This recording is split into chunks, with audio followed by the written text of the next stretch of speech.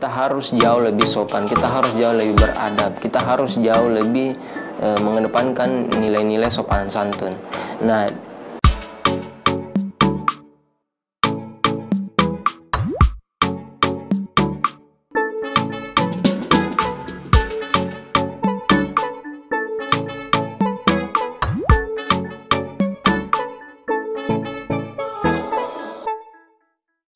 Oke, baik.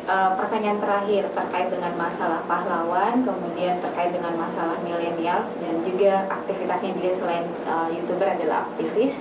Apa yang bisa Muafiq sampaikan kepada teman-teman, sahabat-sahabat yang ada di rumah terkait dengan apa yang bisa millennials lakukan untuk Pak Haritz pahlawan ini?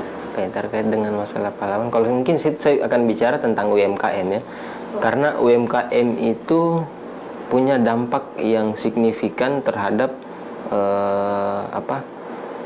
punya dampak signifikan terhadap kita punya pendapatan secara personal kalau kita bergerak di bidang itu.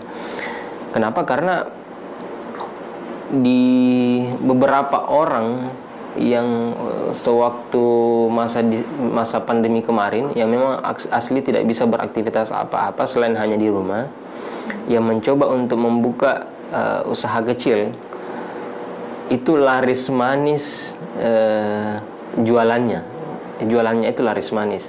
Bayangkan kalau kemarin ada adik dari teman saya itu hanya jual pangsit, sehari itu kurang lebih 3 juta bersih pendapatannya, 3 juta. Selain mungkin daripada dia punya link yang bagus ya, tapi setidaknya UMKM itu menjadi satu hal yang penting ke depan ketika orang lagi sibuk dengan aktivitasnya masing-masing. Karena UMKM ini lebih mudah diakses dengan karena UMKM ini kan banyak bergerak kerjasama misalnya dengan yang online, misalnya bisa didapatkan di Gojek, bisa didapatkan di Grab, bisa didapatkan di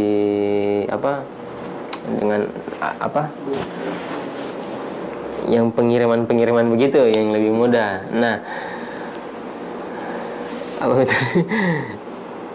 itu sebenarnya penting. Adik saya juga tidak jauh-jauh, adik kandung saya sendiri juga, dia buat semacam dessert. Dengan hasil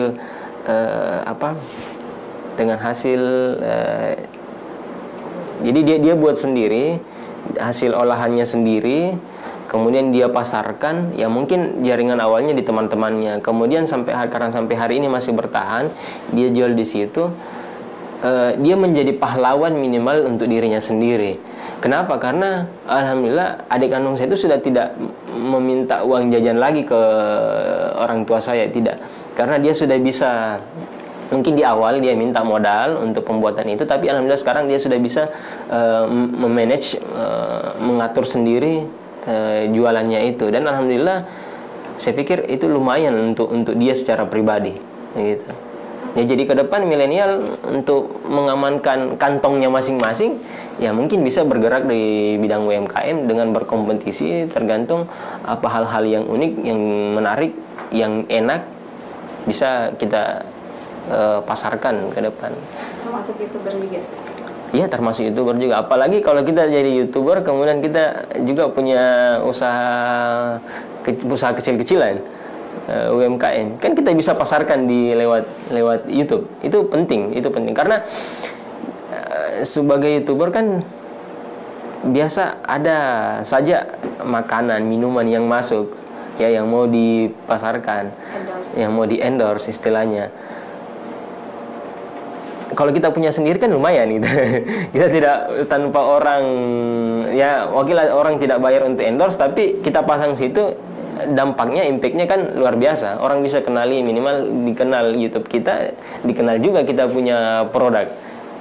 Mungkin seperti itu. Closing statement. Apa yang mau disampaikan lah, unek-uneknya lah. Apa dia?